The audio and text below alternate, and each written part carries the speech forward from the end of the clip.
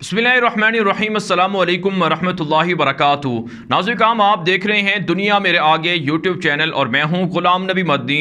आज 5 मई 2021 है और आज दिन है बुध का। नाज़रीन काम इस वीडियो के अंदर अफ़गानिस्तान की ताज़ा तरीन सूरत हाल, लेटेस्ट अपडेट्स और इसी तरह से मेजर डेवलपमेंट्स के हवाले से आपको अपडेट करेंगे। आप जानते हैं नाज़रीन काम अमरीका अफ़गानिस्तान से फ़ौजी इनखिला शुरू किए हुए है।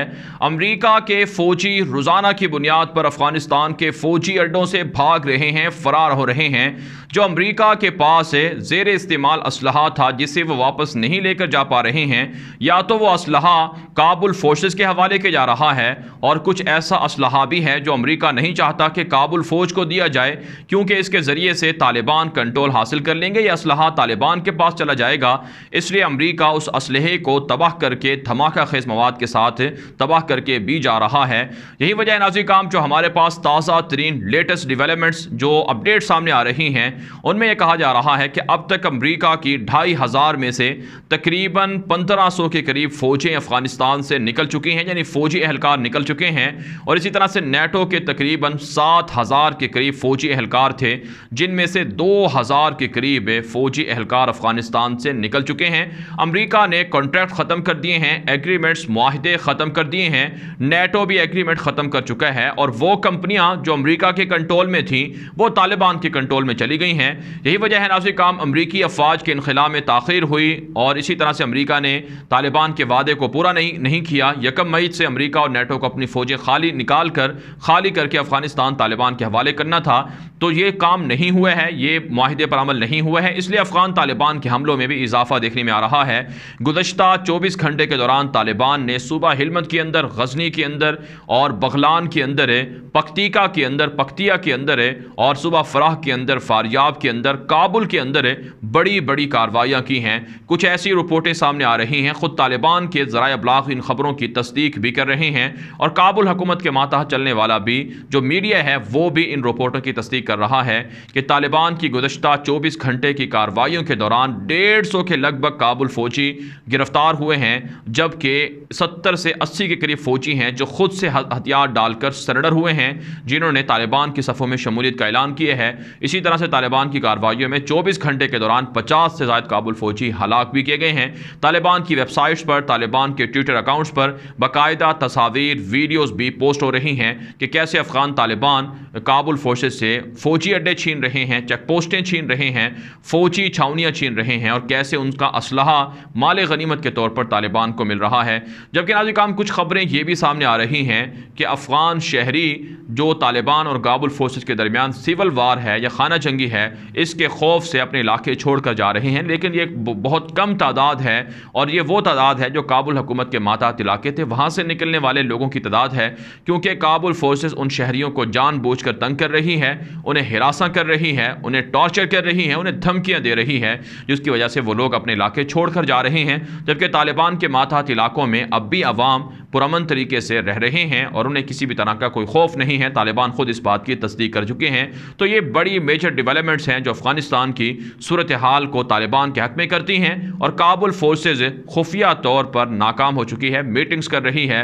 अमरीका भी काबुल हुकूमत से अपने हाथ को, सपोर्ट को पीछे हटा चुका है, हिमायत से दस्तबरदार हो चुका है। लेकिन आज काम कुछ ऐसी खबरें भी सामने आ रही हैं कि अफ़गानिस्तान के अंदर अमरीका और नेटो ने अगरचे काबुल हुकूमत की मदद से हाथ पीछे खींचे हैं, लेकिन भारत और इसी तरह से ईरान और दीगर जो अशरफ गनी के इत्तेहादी लोग थे वो अशरफ गनी की मदद कर रहे हैं। अब अशरफ गनी की हुकूमत की जानिब से और इसी तरह से भारत के दहशतगर्दों की जानिब से पाकिस्तान के ख़िलाफ़ एक नई जंग शुरू हो चुकी है। पाकिस्तान पर हमले करना शुरू कर दिए गए हैं। आज दूसरा दिन है पाकिस्तान की फोर्सेस पर हमला हुआ है। कल भी बलूचिस्तान के अंदर हमला हुआ और आज एक मरतबा फिर पाक अफ़गान बॉर्डर पर बलूचिस्तान के अंदर हमला किया गया, जिसमें पाकिस्तान के फ़ौज के 4 जवान शहीद और 6 से ज़ायद एहलकार ज़ख्मी बताए जाते हैं। जबकि 2 दिनों के अंदर पाकिस्तानी फ़ौज के 10 से ज़ायद एहलकारों को ज़ख्मी किया गया है और इसी तरह से 6 या 7 एहलकार शहीद बताए जाते हैं। तो नाज़रीन काम अफ़गानिस्तान से जंग का रुख काबुल फोर्सेस भारत पाकिस्तान की तरफ इसलिए मोड़ना चाहते हैं ताकि पाकिस्तान के ख़िलाफ़ प्रेशर जाए और पाकिस्तान अफ़गान तालिबान की हिमायत से दस्तबरदार हो जाए। पाकिस्तान अफ़गान तालिबान की बजाय काबुल फोर्सेस की अशरफ गनी की हिमायत करें। आप जानते हैं چند دن پہلے اشرف غنی نے باقاعدہ ایک پیغام جاری کیا تھا، ایک بیان دیا تھا جس میں دھمکی دی گئی تھی پاکستان کو کہ پاکستان اپنا فیصلہ بتائے ہمیں کہ وہ طالبان کے ساتھ ہے یا اشرف غنی کی حکومت کے ساتھ ہے۔ پاکستان کا ہائی لیول ڈیلیگیشن بھی کابل کا وزٹ کر چکا ہے، دوحہ کا وزٹ کر چکا ہے۔ پاکستان کوشش کر رہا ہے کہ بیلنس ہو حکومت کے درمیان، اور کابل فورسز اور کابل حکومت اور جو سیاستدان ہیں افغانستان کی سیاسی تنظیمیں جماعتیں وہ طالبان کے ساتھ ڈائیلاگ کریں، ایگریمنٹ کریں۔ اگر جن علاقوں میں جو کابل سیاستدانوں کی حکومت ہے یا ان کا اثر و رسوخ زیادہ ہے تو انہیں طالبان کسی بھی طرح کا ایک طرح سے انہیں حکومت میں شامل کر سکتے ہیں یا انہیں کچھ نہ کچھ موقع دے سکتے ہیں۔ لیکن کابل حکومت چاہتی یہ ہے کہ افغانستان کے اندر خانہ جنگی ہو اور طالبان کی حکومت کو نہ آنے دیا جائے۔ اس لیے نازک کام کرائے کے قاتلوں کے ذریعے سے، را ایجنسی کے دہشت گردوں کے ذریعے سے پاکستان کے خلاف جنگ کا رخ موڑا جا رہا ہے۔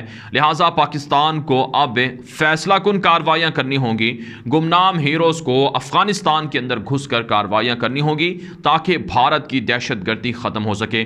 آپ جانتے ہیں بھارت کلعدم جو BLA ہے اور اسی طرح سے کلبھوشن یادو جیسے دہشت گردوں کے ذریعے سے باقاعدہ ایک نیٹ ورک کو، ایک جال کو بچھائے ہوئے ہے جس سے پاکستان کے خلاف حملہ ہو رہا ہے۔ یہاں تک کہ کابل حکومت کے ماتحت چلنے والا جو میڈیا ہے وہ پاکستان کے علاقوں پر حملہ کر کے انہیں آزاد کروانے اور باقاعدہ ایک پاکستان کے جو KPK کے علاقے ہیں انہیں افغانستان کا حصہ بھی قرار دے رہا ہے۔ باقاعدہ جو کابل حکومت کے ماتحت چلنے والا سوشل میڈیا ہے یا اسی طرح سے انٹرنیٹ ہے، ویب سائٹس ہیں، میڈیا ہے، ان کے ذریعے سے پروپیگنڈا وار چل رہی ہے۔ ہائبرڈ وار کا، ففتھ جنریشن وارفیئر کا آغاز ہو چکا ہے۔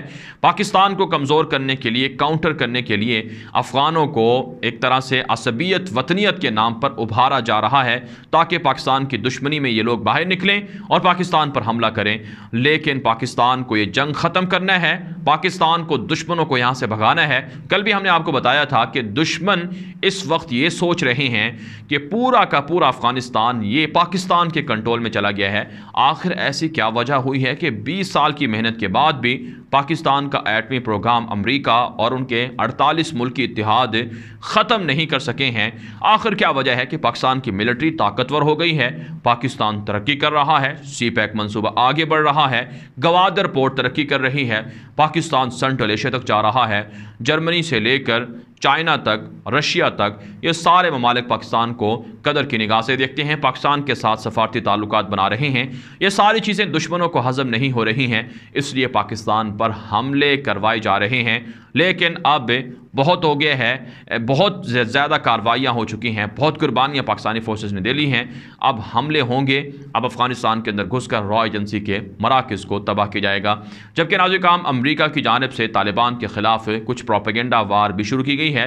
باقاعدہ کابل حکومت کے صحافیوں کو اور میڈیا کو فنڈنگ کی گئی ہے۔ کل بھی ہم نے آپ کو بتایا تھا کہ $150 ملین سے زائد کی رقم فراہم کی گئی ہے گزشتہ 1-2 مہینوں کے دوران کابل حکومت کے ماتحت چلنے والے میڈیا نیٹ ورکس کو، صحافیوں کو، تاکہ طالبان کے خلاف پروپیگنڈا مہم شروع کریں، طالبان کے اسلامی جو نظام ہے یا اسلامک سسٹم ہے اس کو برا بھلا کہیں اور طالبان کے خلاف جھوٹی خبریں چلائیں، طالبان کو بدنام کریں تاکہ طالبان کی جو امیج ہے، طالبان کی جو تصویر ہے عوام کے ذہنوں میں وہ گندی ہو جائے، وہ خراب ہو جائے۔ اسی حوالے سے ناظرین کرام طالبان کے ترجمان ذبیح اللہ مجاہد نے اپنے ٹویٹر اکاؤنٹ پر امارت اسلامیہ کی وارننگ جاری کی ہے، الرٹ جاری کیے ہے کہ اگر صحافی اور کابل حکومت کے ماتحت چلنے والا میڈیا ہمارے خلاف، امارت اسلامیہ کے خلاف پروپیگنڈا وار بند نہیں کرے گا تو پھر ہم دوسرا سٹیپ اٹھانے پر مجبور ہو جائیں گے، پھر ہم امریکہ کے پیڈ اور فنڈڈ صحافیوں کو گرفتار کریں گے اور انہیں قانون کے مطابق سزا دیں گے